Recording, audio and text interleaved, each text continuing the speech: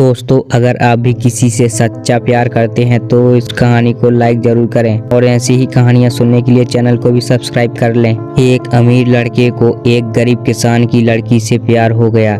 लड़की सुंदर होने के साथ साथ काफी समझदार भी थी।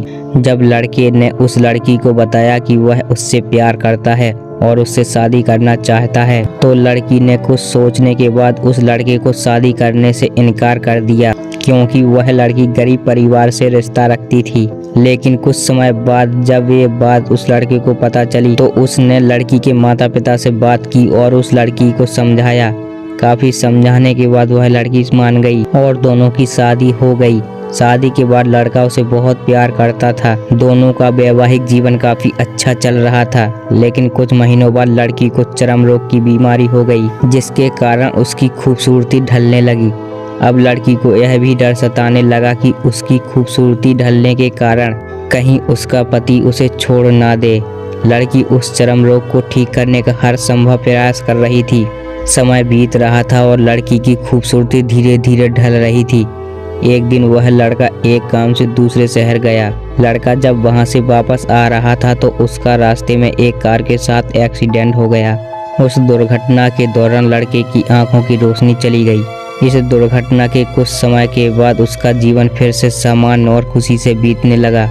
वह लड़की चर्म रोग की वजह से दिन प्रतिदिन कमजोर और बदसूरत होती गई। लेकिन पति के अंधा होने के कारण और दिखाई ना देने के कारण वह लड़का उससे पहले की तरह प्यार करता रहा। कुछ सालों बाद बीमारी के कारण उस लड़की की मौत हो गई। पत्नी की मौत होने के बाद वह लड़का अंदर से दुखी हो गया और वह शहर छोड़कर जाने वाला था। तभी उसके पड़ोसी ने उसे सांत्वना देते हुए कहा, अब आप तो अपनी पत्नी के बिना अकेले पड़ जाएंगे। वह आपका कितना ख्याल रखती थी।